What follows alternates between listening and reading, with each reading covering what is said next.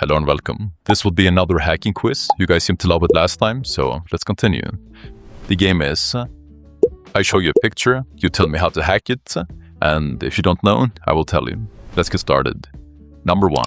The first image right here, we essentially obtain a ASP roast hash using netexec, right, to check all of the users to see if they're vulnerable to ASP roasting. And you can see right here that the user service alfresco essentially is vulnerable. Now the question is, what do we do after this? What's the highest impact we can do after this?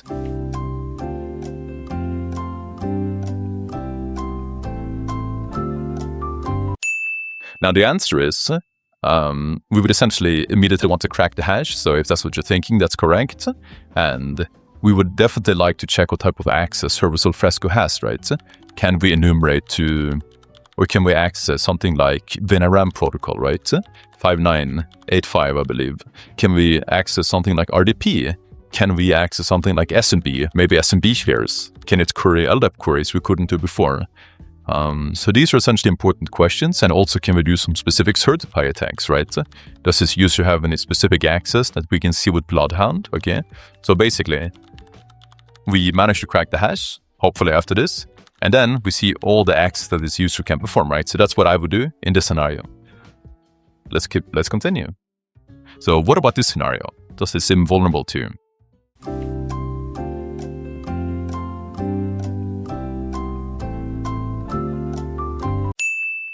If you ask me personally, I would say no. These are default shares, IPC, NetHog, and Syswell. We have read access to them, we don't have write access to them. And the other shares like admin and C, we don't have read or write or anything, right? So we can't access them. So the fact that these are default shares, to me is very uninteresting. This would be some of the last things that I would check, simply because, or to dig into rather, because it's not that interesting, right? It's possible that sometimes there are some scripts in some of these shares. This can happen, but for me personally, I like to check this last, okay, in my methodology. Let's continue. What about this? So here we essentially got access with JRock using evil VNRAM, and we are essentially enumerating the privileges of this machine on this user rather. So yeah, does it seem vulnerable to you? Yes or no?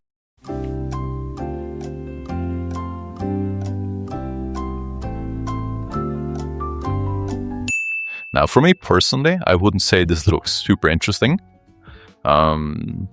Maybe some of the more interesting ones would possibly be the shutdown privilege, just because there are some ways. For instance, right? Let's say they have a vulnerable service, but we don't have the permission to restart that service. With SC shutdown privilege, we might be able to actually restart the machine. And when you restart the machine, even though you couldn't specifically restart the service because you don't have the access that the user, when the machine restarts, it also restarts the type of services that has an auto start feature to them, okay? There's definitely ways you can enumerate this. And as a result, you now can essentially restart the service that you wouldn't be able to restart otherwise, just because you're able to restart the machine. So I would say this is not directly super interesting, but I would definitely keep this in mind for a possible privilege, okay? Let's continue. Now, what about this scenario?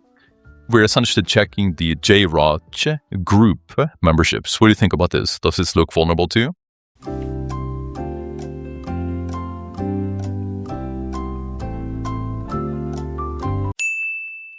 Now, for me personally, I would say that it definitely does. Okay, particularly the server operator group.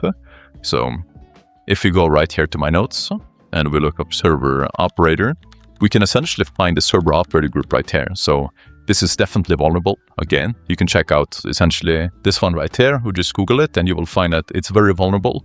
And we would for sure be interested in a privilege escalation path in this scenario, just because we were essentially checking the groups, right? So it's always a good idea to run who am I all and check the privileges and check the groups before you do anything else, okay? So yeah, I really hope you guys enjoyed the video. If you want to learn more, you should definitely check out the over 20-hour OSCP course. I cover so much information, and if you enjoy these videos and you enjoy to learn, you will absolutely love that.